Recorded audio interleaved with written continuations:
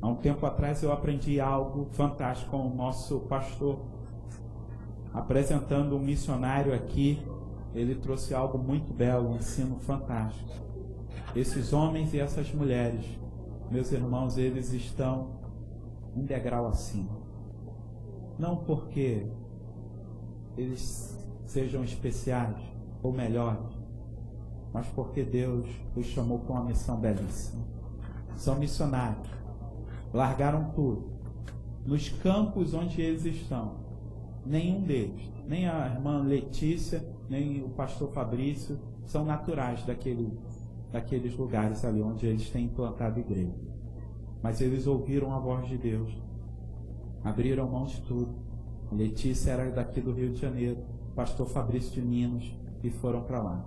E Deus tem usado a vida desse homem na plantação de igreja, implantação e restauração de igrejas. Então, orem por ele. O nome dele está no nosso boletim, junto com a sua esposa. Debaixo dele tem outros missionários. Então Deus tem levantado esse homem para essa janela 10x40 aqui no Brasil. Uma janela 10x40 no Brasil. Rio de Janeiro, zona sul do Rio de Janeiro. Como é difícil implantar o evangelho na zona sul do Rio de Janeiro. E uma janela 10x40 no Brasil. É o sul do nosso país. Como tem sido difícil, meu irmão. Como tem sido difícil, meu irmão. E esse homem está lá. Esse homem está lá. Hoje ele está aqui com o Daniel. Cadê o Daniel? O Daniel está na salinha. Está na salinha, mas ele tem mais uma filhinha, Ana Raquel, junto com a irmã Letícia, estão lá levando o evangelho. Vamos orar pela vida dele? E eu creio que no nome de Jesus, como Deus tem usado a vida dele lá, irá usar aqui, e Deus falará aos nossos corações. Então abra o seu coração e ouça a voz do Senhor. Deus, muito obrigado a Deus pela oportunidade que temos de ouvir esse servo do Senhor, esse homem de Deus. Deus, fala ao meu coração e fala ao coração da nossa comunidade, Deus, em nome de Jesus. Fala ao coração da nossa igreja. Deus, que o Santo Evangelho agora nos toque. Ó Pai, que o Senhor use o teu servo. Ó Deus, ponha uma brasa viva em sua boca, Pai. Deus, traga uma palavra do Senhor. Eu abençoo o teu servo no nome de Jesus. Ó Deus, e junto com ele todos os missionários que estão debaixo do seu pastoreio. Ó Deus, essa é a minha oração. Em nome de Jesus de Nazaré. Amém e amém.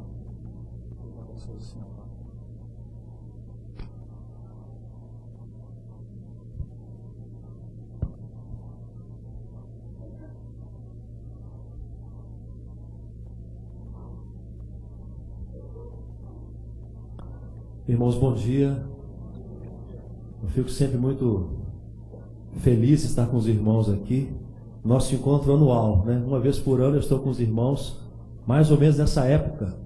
E é muito bom rever alguns já bem conhecidos, né?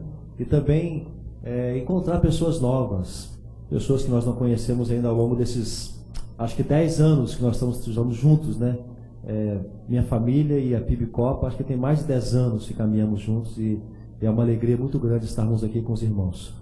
E que Deus nos fale. Já tem falado comigo, eu estava ouvindo aqui essa canção, Primeiro Amor, né? E eu me lembrei dos primeiros dias da minha vida cristã também, pelo menos meus dias conscientes. E eu com 14 anos, eu estava em uma igreja em Minas Gerais, Igreja Batista Central de Bicas. Não sei se tem alguém de Bicas aqui. É difícil achar alguém de Bicas em qualquer lugar. Mas e eu tinha uma liderança sobre um grupo de adolescentes. Nós tínhamos um grupo musical e nós íamos fazer uma primeira apresentação, na verdade, seria uma cantata. E durante a semana que antecedeu aquela apresentação, aquele culto especial, eu reuni o pessoal e falei, vamos convidar as pessoas para vir na igreja naquele dia. E no meu entendimento na época, eu sei que eu peguei um material de evangelismo e comecei a estudar, a preparar um estudo sobre evangelismo para passar para aquele grupo. E eu lembro que essa música eu cantava muito naquela época. Por isso, quando eu comecei a cantar aqui, a minha mente me levou aos 14 anos de idade, há 27 anos atrás. Aí você faz a conta aí, para ver quanto que eu estou agora, né? E eu me lembrei de um momento muito especial, enquanto eu preparava aquele estudo, e eu me lembro de uma frase assim: por que eu tenho que evangelizar? E tinha algumas respostas, e a que mais me chamou a atenção era a última, que dizia assim: porque Deus não tem outro plano. Porque Deus não tem outro plano. E eu não tinha ideia como aquela frase iria marcar a minha vida, dali em diante. Hoje, todas as vezes que eu penso em missões, que eu penso na obra missionária, quando eu penso em evangelizar, eu me recordo daquela frase: Deus não tem outro plano. Então eu queria começar a minha palavra hoje trazendo à sua memória esse fato, que Deus não tem outro plano. O plano dele é este: que você e eu, que nós façamos a obra missionária. E quando você pensar em missões, não pense...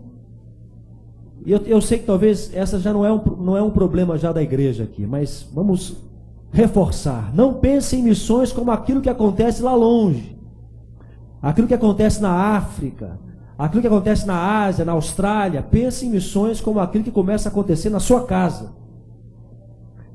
Pense naquele membro da sua família que não tenha Jesus ainda. Aquela pessoa que você ama, que é importante para você, que faz parte da tua vida, do teu cotidiano, da tua rotina, e que não tem Jesus ainda. Deus não tem outro plano. A tarefa é de responsabilidade sua. Você tem a missão de transmitir o Evangelho a estas pessoas que estão ao seu redor.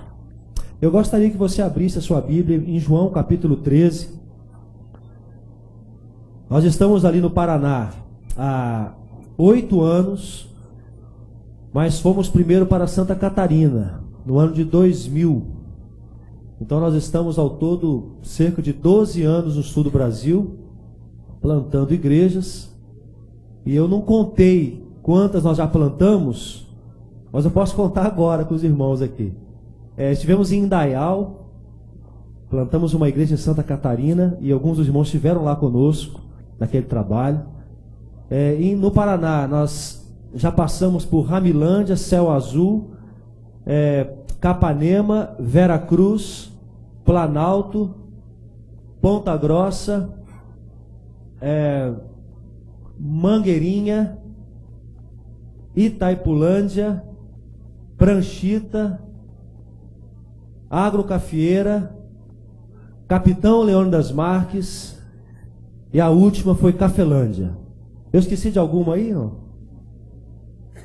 A última foi Cafelândia. Então nós estamos há 12 anos no sul do Brasil, plantando igrejas, e a nossa meta é plantar cada vez mais igrejas por ano. Esse ano vamos plantar 4. Ano passado nós plantamos 4 também, vamos plantar 4 esse ano. E o objetivo nosso a partir do ano que vem é plantarmos uma igreja fora do país também por ano.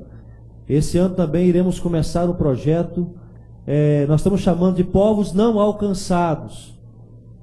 Para você entender um pouquinho o nosso raciocínio, vamos tentar alcançar aquele povo que normalmente é o mais difícil de ser alcançado. Então nós estamos indo para o Acre em julho, para plantarmos uma igreja entre as tribos Axanincas, divisa do Brasil com o Peru. Então essa é uma das metas do Barnabé a partir desse ano. Uma vez por ano também plantar uma igreja entre os povos não alcançados. E vamos ao Acre, divisa com o Peru, começar um trabalho entre as tribos Axanincas. Esse ano também começamos em Minas, viu, pastor Roberto? Nós estamos saindo do Paraná, do Sul, e indo a Minas também, porque entendemos que o estado de Minas Gerais é um dos grandes desafios para o Brasil evangélico. Cidades pequenas, tradicionalistas, difícil acesso, igrejas diminuindo e fechando em Minas. Então nós sentimos de Deus que era a hora de voltarmos de onde saímos, né? Então nós estamos começando agora em julho também a plantar igrejas em Minas Gerais. Então agora em julho, recapitulando, uma igreja no Paraná, na tríplice fronteira, Brasil, Argentina e Paraguai, em Foz do Iguaçu. Uma igreja em Minas Gerais, na cidade de Pequiri, e uma igreja no Acre, na cidade de Marechal Taumaturgo, na divisa com o Peru. Então, esse projeto acontece em julho e eu já quero convidar você a orar sobre isso. Quem sabe você poderá estar conosco em um desses 3 lugares, ajudando a plantar uma igreja. Um desses banners aí fala sobre esse projeto de julho, e você é desafiado a estar conosco lá para plantar uma igreja. João capítulo 13, esse texto eu sei que você conhece muito bem. Eu quero pedir licença aos irmãos para aplicá-lo completamente à obra missionária. João capítulo 13, versos de 1 a 5, diz o seguinte, a palavra do Senhor: Ora, antes da festa da Páscoa, sabendo Jesus que era chegada a sua hora de passar deste mundo para o Pai, tendo amado os que estavam no mundo, amou-os até o fim. Durante a ceia, tendo já o diabo posto no coração de Judas Iscariotes, filho de Simão, que traísse a Jesus, sabendo este que o Pai tudo confiara às suas mãos e que ele viera de Deus e voltava para Deus, levantou-se da ceia, tirou a vestimenta de cima e, tomando uma toalha, cingiu-se com ela. Depois, deitou água na bacia e passou a lavar os pés aos discípulos e a enxugar-lhes com a toalha com que estava cingido. Esta manhã, irmãos, eu gostaria de convidar a cada um para fazer a sua parte. É uma frase bem simples: faça a sua parte. Vamos orar mais uma vez? Feche os seus olhos, vamos falar com o nosso Deus. Ó Pai, obrigado, Senhor, por estarmos na Tua casa. Obrigado por esta convicção da Tua presença em nosso meio. Não somente porque a Tua palavra diz, mas também porque nós sentimos isto aqui. Nós te pedimos, Senhor, que agora possas falar, possas nos incomodar, possas nos tocar, nos constranger, nos levar a compromissos novos contigo, através da Tua palavra. É a nossa oração em nome de Jesus. Amém. O momento é muito especial na vida de Jesus, este momento aqui. É um dos últimos momentos em que ele está, antes de morrer, de uma maneira íntima com os seus discípulos. Eu penso que nesta ceia, ele guardou para falar as coisas mais importantes, aquilo que não poderia deixar de ser esquecido pelos seus discípulos. Estão juntos, assentados à mesa, a comer, estão dividindo ali um tempo informal, estão desfrutando da presença do Messias, os discípulos, e ele estava prestes a morrer. O texto que nós lemos diz que, embora Cristo já soubesse que estava entre eles um que o iria trair, ele olha para os discípulos e os ama até o fim. Ele se importa mais uma vez com seus discípulos. Mas acontece que faltou algo importante naquele encontro. Eles estavam assentados à mesa, eles estavam desfrutando da ceia, mas talvez por descuido, por esquecimento, ou por providência, os pés não haviam sido limpos quando chegaram no lugar. E nós sabemos que a tradição era essa: que houvesse um escravo, um homem que estivesse à porta, junto à porta estavam também bacias com água, e na medida que os convidados iam chegando à casa, os pés eram lavados. Mas naquele momento, naquela oportunidade, lhes faltou o escravo, lhes faltou aquele que iria lavar-lhes os pés. E aí nós vemos Jesus entrando em ação, e eu queria destacar exatamente isso nesta manhã. Jesus, ele observa que algo que tinha que ser feito não foi feito, que ficou faltando algo importante naquele momento. Ele se levanta, ele tira a sua capa, ele coloca ao redor da sua cintura uma toalha, como se fosse um avental, e ele se dispõe a lavar os pés dos discípulos. Eu quero fazer uma aplicação missionária, meus irmãos, nessa manhã. O texto ele fala sobre serviço.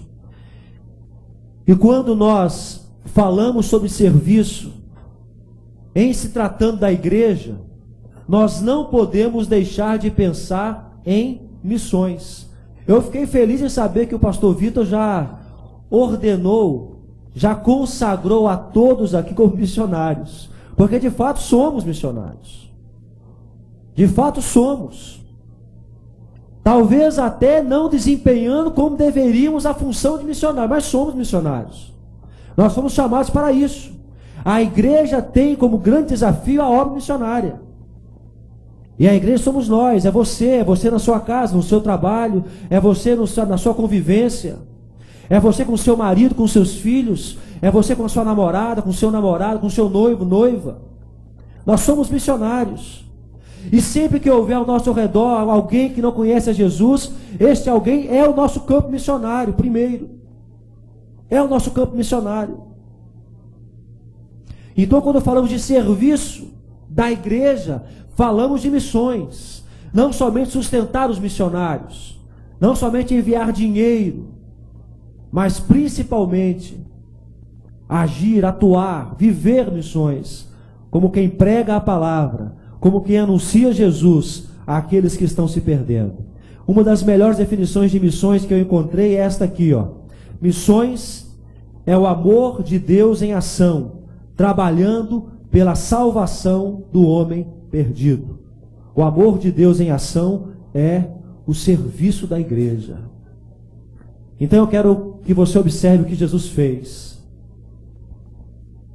e que nós aprendamos com o exemplo de Cristo. Em primeiro lugar, Jesus, no versículo 4, ele, naquela posição confortável, assentado à mesa com os discípulos, desfrutando ali de uma comodidade,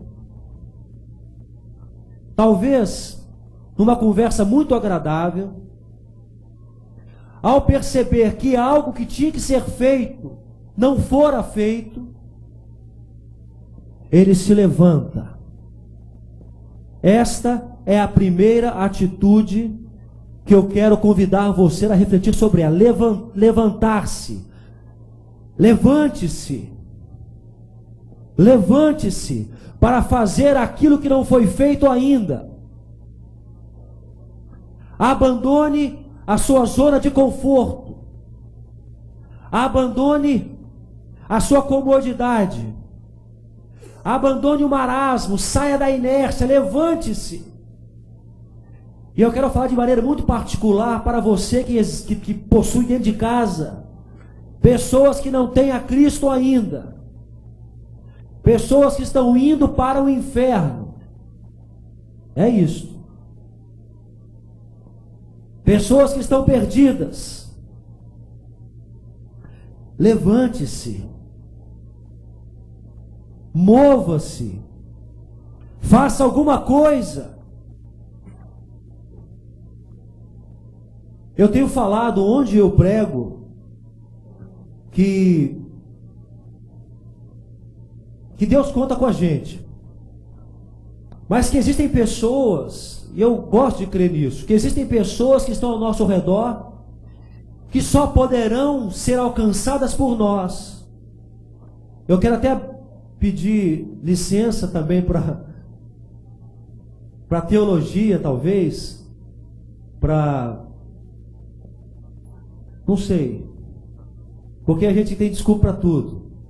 A gente pensa assim, não, esse meu amigo, ele é muito amigo meu, ele é meu confidente, ele trabalha comigo todo dia, mas se Deus quiser salvá-lo, ele vai ter os meios dele para salvá-lo.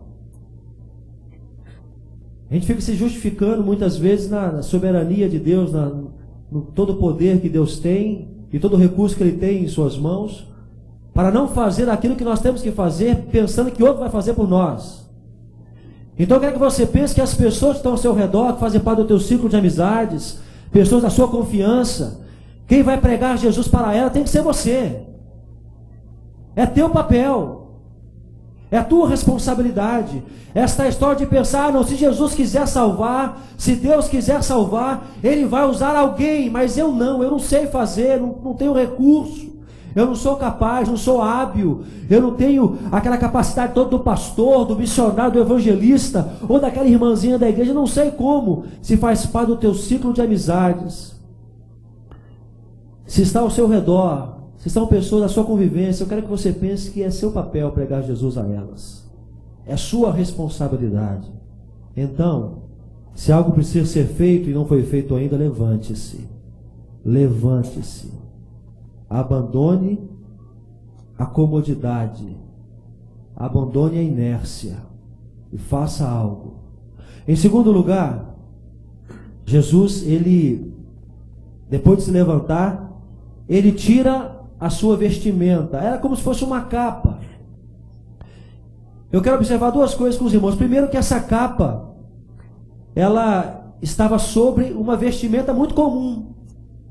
Aquela vestimenta de costura inteira que todos usavam. A capa era o diferencial. A capa normalmente identificava muito de quem era a pessoa. Uma capa bonita, uma capa chique, era uma pessoa de posses. Uma capa mais simples, uma pessoa mais humilde, uma pessoa com menos recursos. Uma capa suja, por exemplo, talvez fosse a capa de Bartimeu. Uma capa marcada pela vida, marcada pela história, marcada pelos traumas, uma capa rasgada. Mas quando ele vai até Jesus, o que ele faz? Ele tira a capa. Ele tira a capa. Então a capa, ela de certa forma, ela nos caracteriza, ela nos rotula, ela diz quem somos. Jesus se levanta e tira a capa. Ele está dizendo, não importa quem eu seja, eu vou fazer o que precisa ser feito. Não importa a minha posição, não importa a beleza da minha capa ou a simplicidade da minha capa. E quando nós tiramos a capa, nos tornamos iguais. Jesus tira a capa. Meus irmãos, nós também temos capas. Esta é a segunda observação que quero fazer com os irmãos aqui, acerca da capa. Nós também temos capas, temos rótulos. Nós somos normalmente identificados pelos outros quando nos veem. Ali vai aquele rapaz que passou em segundo lugar na faculdade tal. Ali vai aquela irmã que é dona daquela empresa tal. Ali vai aquele irmão que mora lá na favela tal. Ali vai. Nós temos rótulos, nós temos identificações, nossa capa também temos. E a capa pode nos atrapalhar. Jesus tira a capa, porque a capa pode nos atrapalhar de duas formas. Ela pode nos atrapalhar quando nós a utilizamos para justificar nossa incapacidade. Eu não sou capaz de fazer, eu sou um pobre coitado, eu não sei falar, eu não sei pregar, eu não sei versículo de cor, eu não conheço a Bíblia direito, eu sou aquele irmãozinho que senta e apenas participa do culto, eu não gosto de fazer nada além disso. Aquele sentimento de autocomiseração. Ai, tadinho de mim, ninguém me ama, ninguém me quer, ninguém me chama de meu amor. Eu não sei fazer. Aquela capa que te diminui. Mas também tem aquela capa da ostentação. Não, eu não vou fazer isso aí, porque na minha empresa eu mando em todo mundo. Agora aqui eu vou ter que pendurar um banner, por exemplo, na igreja. Vou ter que carregar uma cadeira. Não, eu não faço isso. Não faço. Não, eu não prego o evangelho, eu sustento missionários. Tem gente que tem essa capa. Não, eu não prego, eu pago para alguém pregar para mim. É a capa que tem que ser arrancada. A capa do não sei fazer, ou a capa que outros façam por mim. Jesus se levanta e ele tira a capa. E pregar o evangelho, irmãos, é um negócio interessante, qualquer um pode fazer. No começo do ano nós tivemos batismos em Capitão Leão das Marques. Nós abrimos o trabalho lá em julho do ano passado, e agora em fevereiro tivemos batismos lá. Eu levei o Danielzinho comigo. O Danielzinho foi comigo. Eu não sabia quem ia se batizar. O missionário me ligou, me convidou para estar com eles. Eu fui, não tinha ideia de quanto seria, de quem seria. E nós chegamos lá no local onde seria o batismo. Era num sítio de uma irmã da igreja de Capanema, que é outra cidade que nós abrimos trabalho também. Então fomos para lá. E eu estava sentado assim nas cadeiras, com o Danielzinho do meu lado, quando entrou o pessoal que ia se batizar. Aí o Danielzinho falou assim: papai, papai. Fica quieto, Danielzinho, para com isso, presta atenção, rapaz. Papai me cutucando, como ele faz o tempo todo comigo quando está na igreja. Me cutucando. Espera um pouquinho, meu filho, espera, rapaz. Calma. Que ansiedade é essa? Papai, papai. Fala, meu filho, o que foi? Aquela moça lá, ó. Eu evangelizei ela. Sabe o que é isso, irmãos? Papai, eu fui na casa dela no Barnabé. E ele vai mesmo. E ele fala mesmo também. Às vezes até mais do que devia, mas fala. Eu evangelizei ela. E meus irmãos, você tem que ver o encontro dos dois depois. Ela se batizou, o Danielzinho foi até ela, ela olhou para o Daniel e ela começou a chorar. Porque ela se lembrou daquele menino que entrou na casa dela para falar de Jesus. Então, qualquer um pode fazer. Qualquer um. Um menino de 8 anos pôde. Você pode também, meu irmão. Tire a capa. Tire a capa. Pare de olhar para as pessoas que estão perdidas ao seu lado e ficar torcendo para alguém falar de Jesus para ela. Para com isso. Levante-se. Arrisque falar de Jesus. E tire a capa. Jesus fez mais. Ele se levanta, ele tira a sua capa e ele coloca o avental. Ele coloca o avental, ele coloca a toalha na cintura. Eu não sei na sua casa como funciona, mas na minha casa, quando você põe o avental é porque você vai trabalhar. Não é assim? Quando o marido chega em casa e fala: mulher, a cozinha é minha hoje, né? Ele vai logo procurar o avental, porque o homem na cozinha é um desastre. Vai colocar o avental porque ele vai trabalhar. Então o que Cristo faz, além de se levantar e de tirar a capa, ele coloca o avental dizendo: vou fazer, vou agir, vou trabalhar, vou realizar aquilo que deveria ter sido feito e não foi ainda. Vou fazer. Então, o desafio que Jesus nos ensina aqui com essa atitude é que nós temos que também nos preparar para essa obra. Colocar o avental é nos preparar. E como que o cristão se prepara para falar de Jesus? Orando em primeiro lugar. Orando. As pessoas que estão ao seu redor, eu volto a dizer isso, quero bater bem nessa tecla, porque eu sei, pastor Roberto, que se cada um de nós conseguir trazer para Cristo, né, conseguir entre aspas, né, trazer para Cristo todos aqueles que estão ao nosso redor, nós causaremos uma revolução no Evangelho. Então pense em missões como esta obra que você tem que fazer às pessoas ou para as pessoas que estão ao seu redor. Prepare-se, ore por elas, ore por elas. Não se canse de orar. Seja incessante em orar. E fale, e pregue. Lá em Romanos capítulo 10, aquele texto que conhecemos também muito bem. Como ouvirão, se não há quem pregue? Como ouvirão? Meus irmãos, eu sei que podemos viver o Evangelho com um bom testemunho. Eu sei que nós podemos ser profissionais disfarçados. Na verdade, missionários disfarçados de bons profissionais, onde estivermos. E podemos, com nossas atitudes, glorificar a Deus. Mas eu tenho dito que nós temos que falar também. Nós temos que abrir nossa boca e falar: Jesus é o Salvador. Jesus tem um propósito, um plano para a sua vida. Jesus morreu na cruz por você. Você não pode desprezar o que Ele fez. Ontem eu estava saindo para caminhar e eu vi um rapaz assim, bem arrumado, vindo na minha direção e com um negócio na mão, tão esfarrapado que eu achei que era uma agenda, mas era uma Bíblia. E ele chegou perto de mim, tocou a mão no meu ombro e falou assim: eu posso compartilhar com você a palavra de Deus por um momento? Eu não sei se alguém já viveu isso aqui. Imagina eu, mineiro, no interior de Minas, morador do Paraná, Venho passar 3 dias no Rio e um cara me para falar isso. E eu falei assim, meu irmão, eu também sirvo a Deus. Aí me abraçou, ó, que Deus te abençoe e tal. Eu falei, tá. E eu saí ali meio que em choque. Me fazia assim, poxa, por que eu não conversei um pouco mais com esse cara? Eu devia ter conhecido ele um pouco mais. Que coragem de estar ali no Jardim Botânico, com a Bíblia na mão, colocando a mão no ombro das pessoas e falando, eu posso compartilhar com você um pouco da palavra de Deus? Meus irmãos, qualquer um pode fazer, de várias formas, mas esta ainda é a melhor. Falar. Fale.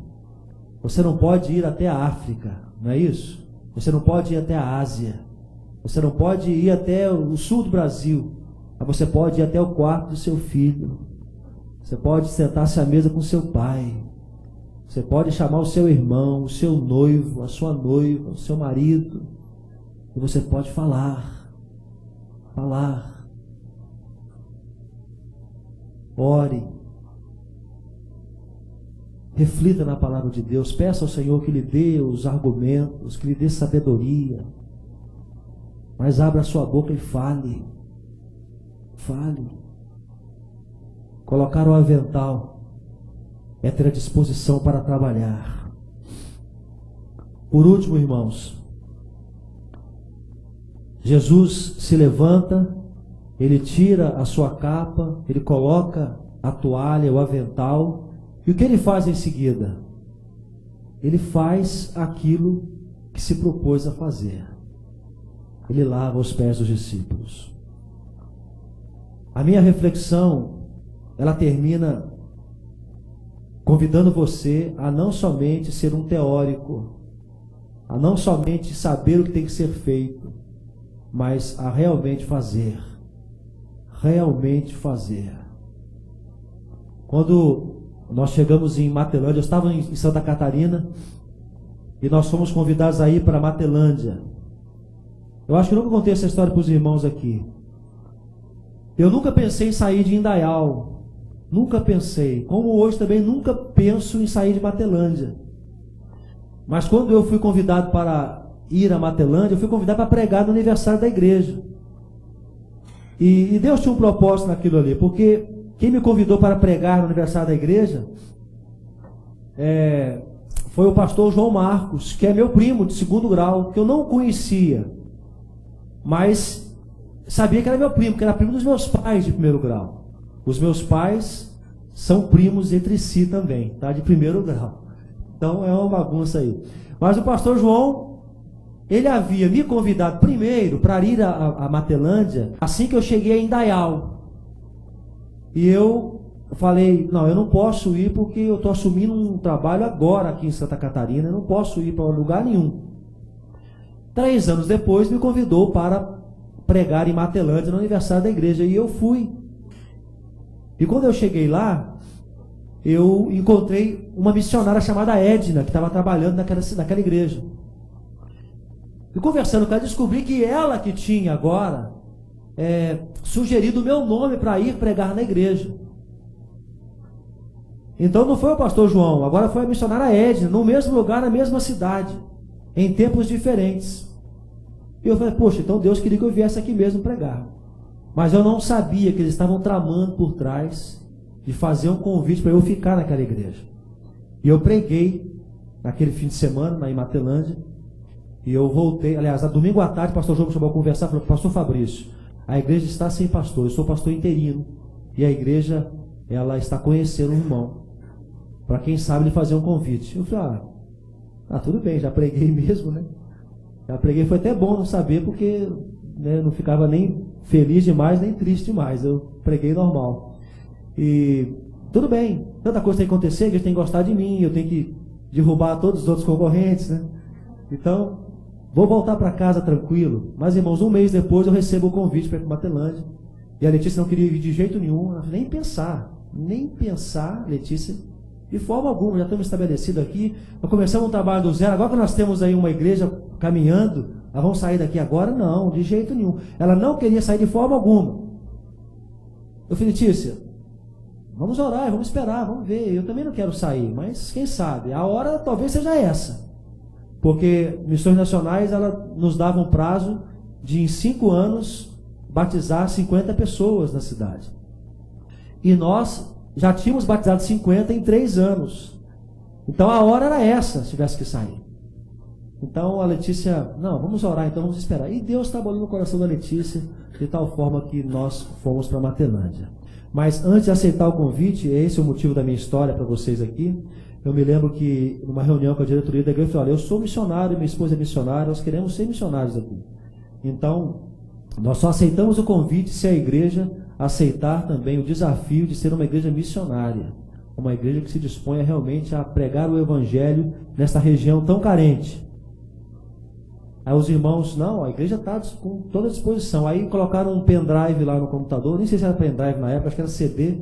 Colocaram um CD no computador e projetaram as imagens das cidades que não tinha presença batista ainda. Isso foi em 2004. E para a glória de Deus, irmãos, porque aquela igreja se levantou para fazer essa obra. Não existe nenhuma daquelas cidades mais sem presença batista. Cada foto que foi projetada naquele telão, naquele dia, em 2004, nós plantamos uma igreja. O que eu estou dizendo com isso, irmãos, é que nós podemos fazer se nós nos levantarmos para fazer. Se você olha ao seu redor e vê pessoas sem Cristo, você pode fazer, se você se levantar para fazer. Levante-se, arranque, jogue fora, jogue longe os rótulos e faça. Capacite-se, busque a Deus e faça, abra a sua boca e pregue o evangelho. Anuncie Jesus. Não espere que outro faça a obra que você pode e deve fazer. E quem sabe você é a pessoa que Deus está esperando que faça. Olhe para Jesus. Jesus se levanta e faz aquilo que tem que ser feito. Eu gostaria, meus irmãos, que nós orássemos nesse momento. Eu quero deixar um desafio para você, um desafio íntimo. Íntimo porque quero que você pense somente nas pessoas da sua casa. Eu imagino que nós tenhamos aqui muitos irmãos que têm família ainda sem Jesus. Eu li mais uma vez, recentemente, o livro Paixão pelas Almas, né, de Joseph Smith e Oswald Smith. E ele fala sobre as razões do nosso fracasso em pregar o Evangelho. Então ele conta várias razões. Tem algumas que eu gravei. Uma delas é que está crescendo, se multiplicando, os inimigos do verdadeiro Evangelho. Estão se multiplicando. São as seitas que estão crescendo, entre elas especialmente o islamismo, que daqui a acho que 50 anos será a religião predominante no mundo, se nós não fizermos alguma coisa para mudar isso. Mas também são aqueles inimigos que estão do nosso lado, são igrejas que pregam o evangelho com letra minúscula aí nas esquinas, o evangelho barato, o evangelho da barganha. E isso está crescendo. E nós vamos perder a guerra se não fizermos alguma coisa. Se não pregarmos o evangelho verdadeiro. Existe um outro inimigo também, e esse talvez seja o pior deles, é que nós não cremos verdadeiramente que as pessoas sem Jesus estão indo para o inferno. Porque essa é a única justificativa que eu vejo para continuarmos calados. Veja bem, nós não cremos verdadeiramente que as pessoas sem Jesus estão indo para o inferno. Porque essa é a única explicação para ficarmos calados. Oswald Smith pontua isso. E por último, ele fala também de uma outra razão para o nosso provável fracasso, ou possível fracasso. Nós pensamos que o trabalho de evangelização é obra dos profissionais da palavra. Pensarmos que quem tem que pregar o Evangelho são os pastores, os missionários, os evangelistas, os diáconos, e por aí vai. Nós iremos perder a guerra para o pecado se nós continuarmos assistindo essas seitas e igrejas crescendo enquanto ficamos calados. Se nós não olharmos para as pessoas que estão próximas a nós e que nós dizemos amar, e entender que sem Jesus elas estão indo para o inferno. E crer nisso, infelizmente, porque é esta crença que vai motivar a mudança de atitude nossa. Iremos perder essa guerra também para o pecado se nós continuarmos a esperar que somente as pessoas formadas, as pessoas intituladas, as pessoas consagradas ou pagas para pregar o Evangelho, que somente elas façam isso. A tarefa é de todos nós. Levante-se então, levante-se, abandone os teus rótulos, as tuas desculpas, coloque a toalha, prepare-se e faça. Feche os seus olhos para orar então, meu irmão. Senhor, eu quero colocar, ó Pai, estas vidas juntamente com a minha vida diante do Senhor, ó Pai, reconhecendo, Senhor Deus, que há tanto a ser feito, que muito não tem sido feito porque estamos acomodados, estamos preocupados demais com as nossas coisas, preocupados em trabalhar, em estudar, preocupados em conquistar coisas, e não olhamos para o lado, enxergando nas pessoas ao nosso redor campos missionários. É uma pena, Senhor, que muitas dessas pessoas estão dentro da nossa casa. Muitas dessas pessoas até dividem a cama conosco, Senhor, e estão perdidas, indo para o inferno. Ó Pai, incomoda-nos, Senhor Deus, com a convicção disto. Sem Jesus, as pessoas estão perdidas. Para que nós possamos, motivados por Ti mesmo, conduzidos pelo Teu Santo Espírito, fazer aquilo que tem que ser feito, que é pregar a palavra, Senhor. Ó Pai, dá-nos autoridade, dá-nos dependência do Senhor, coragem para pregar, para anunciar Jesus. É a minha oração, neste nome que é sobre todo nome, no nome de Jesus. Amém. Eu quero fazer um outro desafio para você. Você viu aí na sua cadeira ou no seu banco um folder. Eu não estou com nenhum aqui, até queria que alguém me desse um para eu poder falar com você. Obrigado. Depois eu te devolvo, tá? Irmãos, eu quero falar poucos minutos sobre a Missão Barnabé e como nós trabalhamos. A Missão Barnabé, ela é uma organização que começou na primeira Igreja Batista de Matelândia, na minha igreja. Mas hoje ela já, não posso dizer que ela é da igreja mais, ela é do povo de Deus. Nós chegamos na cidade, deixa eu voltar um pouco. Se você observar como tem crescido hoje as igrejas, como tem crescido as igrejas que mais crescem hoje no nosso país. Elas chegam na cidade, elas alugam um local, não é isso? Normalmente um cinema inativo, enche de cadeira, coloca uma placa, aproveita a mídia que tem na televisão e começa o trabalho. Nós temos que aprender um pouco também com essas pessoas. Nós temos que aprender. Então o Barnabé faz o quê? Nós não temos a mídia na televisão, não temos a mídia no rádio, nós temos mais ou menos uma mídia na internet, mas nós temos a coragem de chegar numa cidade, alugar um lugar, colocar uma placa, encher de cadeira, equipar com equipamento de som e começar o trabalho. Então o Barnabé, agora em julho, esses lugares que vamos trabalhar, nós vamos arrumar um local para a igreja, estamos arrumando já um local para a igreja, nós vamos preparar esse lugar, nós já estamos com os obreiros preparados. Nós chegamos na cidade, ficamos 2 semanas pregando o Evangelho de todas as formas.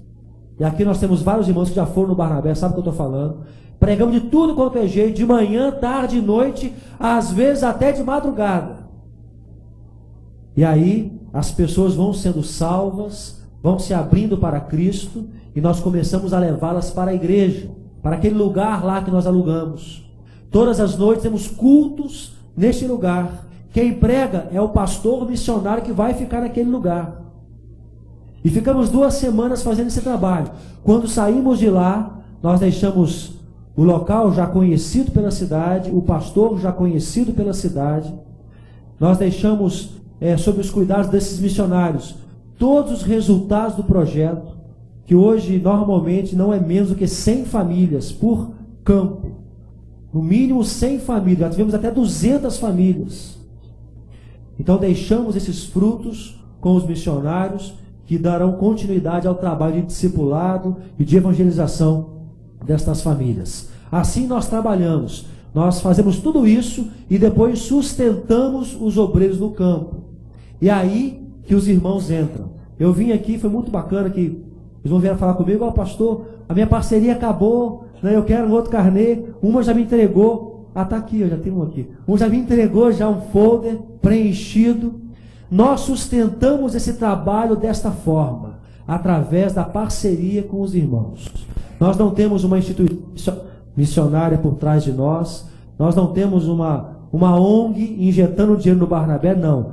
Tudo que entra no Barnabé vem de parceiros como você. No ano passado, nessa mesma ocasião, nós levantamos muitos parceiros aqui na PIBCOPA, como temos feito ano após ano. Nesta manhã, meu irmão, eu quero desafiar você. Você que já é parceiro do Barnabé, que encerrou a sua parceria, se você pegar o folder, você vai ver que tem um campo aqui embaixo, canto inferior direito, escrito renovação. É só você colocar o seu nome e marcar um X aqui, que nós vamos renovar a sua parceria nos mesmos moldes do ano passado. Se você não é parceiro, você pode preencher agora mesmo esses dados. Tem um campo novo aí que é o CPF. Eu vou explicar por que do CPF. Nós trabalhamos com o Banco Sicredi. Eu sei que muitos irmãos tiveram dificuldade para pagar o boleto no banco, porque passa o vencimento, eles não recebem mais. Então nós estamos trabalhando agora com o Banco Bradesco. E o Bradesco, no sistema de boletos, precisa do CPF. Então eu quero que você também, por favor, ao preencher sua ficha, coloque o seu CPF. O título não é protestado se você não pagar, fique tranquilo, tá? Mas é para o controle do sistema de boletos do Bradesco. Eu preciso também que você coloque o seu CPF. Irmãos, isso é frio assim mesmo. Não adianta pedir alguém para tocar uma música aqui no teclado. É uma decisão racional. Ano passado, eu estava numa igreja e uma irmã falou assim: pastor, eu vou levar o folder, eu vou orar e vou ver se eu tenho que contribuir ou não. E aí, desculpa, irmãos, eu vou ser bem prático com o que eu vou falar agora, tá? Eu sou assim mesmo, quem me conhece sabe que eu sou até um pouco frio em alguns momentos. Eu falei assim: irmã, não ora não. Não ora não. A irmã está em dúvida se vai contribuir com R$25 e vai perguntar para Deus se tem que contribuir com R$25. Não faça isso, irmã. Está escandalizado, irmão? Escandaliza não. Eu falei: irmã, vou fazer uma pergunta para a irmã com todo o amor do meu coração. A irmã está diante de uma vitrine. A irmã vê um cinto bonito, uma bolsa, um sapato bonito. A irmã ora antes de comprar. Vai pagar em 8 parcelas no cartão. A irmã ora. A irmã ora. Os jovens oram na pizzaria. Chega na pizzaria: não, pessoal, vamos parar aqui. Nós vamos orar agora, ver se Deus quer que a gente gaste dinheiro com essa pizza mesmo. Irmãos, está entendendo por que eu disse não ora não? Não ora, você não precisa orar para perguntar se vai contribuir com R$25. Não ora não. Ou contribui ou não contribui, é uma decisão. Por isso que na capa do folder é escrito aí, plantar igrejas. É questão de decisão. Porque se nós nos juntamos, nós plantamos igrejas. É o que nós estamos fazendo. Nós sustentamos 12 igrejas hoje, através de irmãos como você, que se levantaram para contribuir. Então, meu irmão, Eu não vou falar para você não orar. Nós vamos orar agora, especialmente por isso aí. Para você sentir no seu coração com o quanto você pode contribuir, se você assim puder fazer. Mas eu quero desafiar você a contribuir realmente com o quanto você pode. Se você só pode com 20, contribua com 20. Mas se você pode com 100, contribua com 100. Se você pode com 500, contribua com 500. Com 4 irmãos contribuindo com 500, nós iniciamos uma nova igreja batista no sul do Brasil ou em Minas Gerais. Pense nisso. Nós sustentamos o trabalho somente com R$2.000. É assim que funciona. Cada vez que juntamos 2.000, abrimos uma igreja. Só que nós trabalhamos pela fé. Eu não tenho os 2.000 ainda para cada igreja que vamos abrir em julho. Não tenho. Mas eu creio que teremos até o mês de julho. Então nós vamos orar agora. E hoje eu não trouxe lápis. Da última vez eu trouxe lápis porque eu pensei assim, não, eu não quero que nada impeça. Porque às vezes a pessoa pega, não tem um lápis, não tem caneta, depois eu preencho. Esse depois, fica depois. Nós vamos orar. Aí sim, eu queria que depois a irmã estivesse no teclado aqui. Nós vamos deixar uns 3 minutos para você preencher essa ficha agora mesmo aqui dentro da igreja. Para que eu possa sair daqui hoje feliz em saber que mais uma vez essa igreja respondeu ao nosso desafio. E nós estamos saindo daqui com o sustento para os novos campos que abriremos em julho. E para continuar mantendo os campos que estamos sustentando já esses últimos 8 anos que chegamos no Paraná. Então feche seus olhos e nós vamos orar.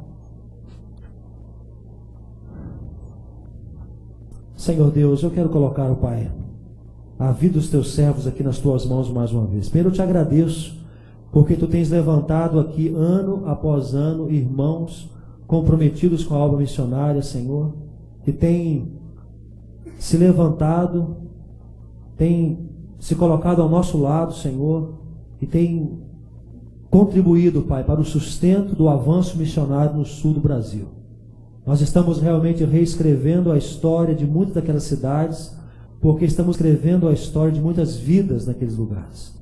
E, ó Pai, fazemos isso por causa da coragem, do desprendimento dos teus servos, Senhor. Agora, Pai, eu quero colocar estas vidas nas tuas mãos, para que tu possa, Senhor Deus, falar a cada coração acerca da contribuição com esse trabalho, Senhor. Que eles possam fazer, Pai, de maneira liberal. Que tu mostres, Senhor Deus, que de maneira também equilibrada e coerente, de maneira sensata, eles possam se levantar para contribuir mais uma vez, para que possamos continuar marchando com esta obra ali no sul do Brasil, também em Minas e no Acre, Senhor. Que, Pai, muitos parceiros tenham a alegria de dizer: eu estou plantando uma igreja através das mãos dos missionários da Missão Barnabé. Mas também, Pai, acima de tudo isso, que antes de contribuir, que antes até mesmo de orar, que nós tenhamos a disposição de fazer, Senhor. A disposição em fazer a obra que o Senhor espera que nós façamos. Fale conosco agora, desperte-nos para essa contribuição, segundo a Tua vontade, em nome de Jesus. Amém e amém. Então eu gostaria que nós estivéssemos até cantando um cântico de repente, enquanto os irmãos preenchem o seu folder.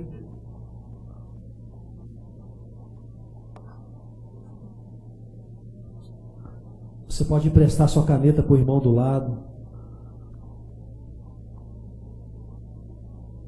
E eu queria pedir ajuda à irmã Dulcinha, uma equipe aí, irmã, para recolher esses folders para a gente. Na galeria também, os irmãos fiquem à vontade.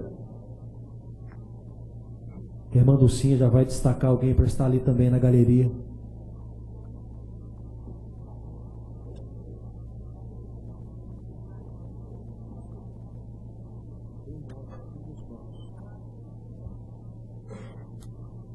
Faça um sinal com a mão assim que a irmã vai recolher.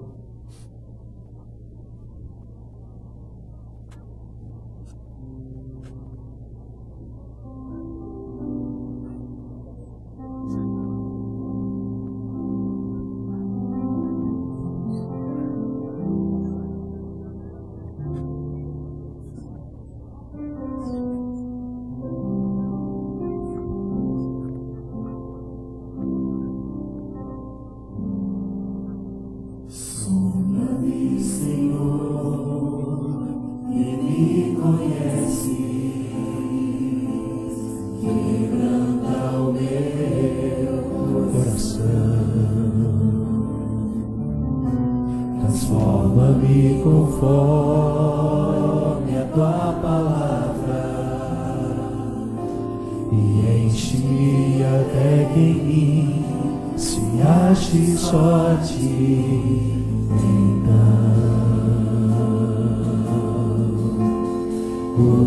usa-me, Senhor,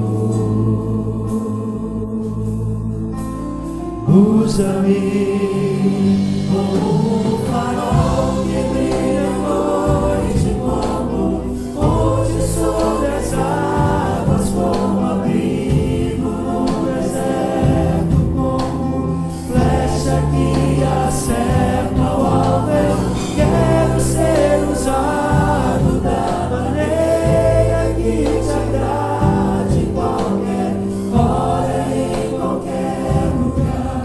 Eis aqui a minha vida, usa-me, Senhor, usa-me como um farol que brilha à noite, como ponte sobre as águas, como abrigo no deserto, como flecha que acerta ao alvo. Eu quero ser usado da maneira que te agrade, em qualquer hora, em qualquer lugar.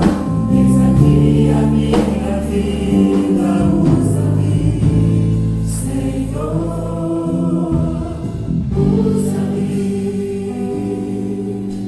sonda-me, quebranta-me, transforma-me, enche-me e usa-me,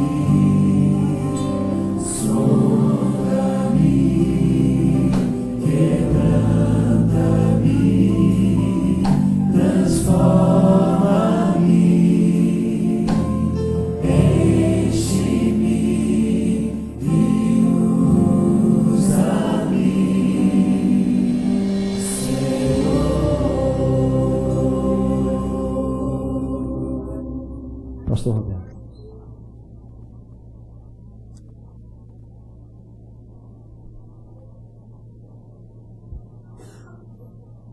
Irmãos, Deus nos desafiou.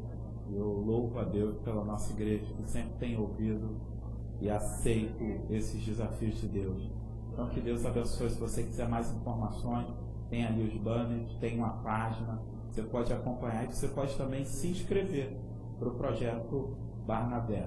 Então, você pode já planejar até para o ano que vem suas férias, uma parte das suas férias, e se dedicar a essa obra missionária. Que Deus a todos abençoe. Não deixe de passar lá no terceiro andar, almoçar, lá ter esse momento de descontração. Que Deus abençoe. O pastor Fabrício, ele vai estar à porta, ali recebendo os cumprimentos e um abraço. Vou pedir Pedro Henrique para acompanhá-lo. Pedro Henrique também é um Barnabé que tem ido também para acompanhá-lo lá à porta. Vamos orar? Vamos. Deus, muito obrigado por essa manhã. Deus, nos ajuda nesse desafio.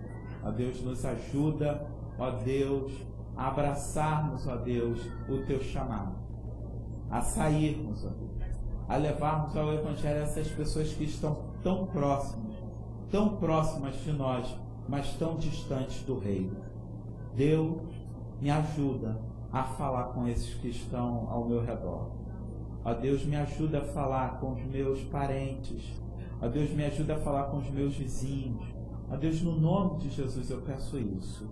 E abençoa, Deus, o pastor Fabrício, a irmã Letícia, ó Deus, a Ana Raquel, ó Deus, abençoa, ó Deus, o Danielzinho, Deus, abençoa essa família e todos os missionários, ó Deus, todos os missionários que estão, ó Deus, debaixo da cobertura do Teu céu. Essa é a minha oração em nome de Jesus. Amém e amém. Com a oração silenciosa, os irmãos façam e logo depois o pastor estará à porta.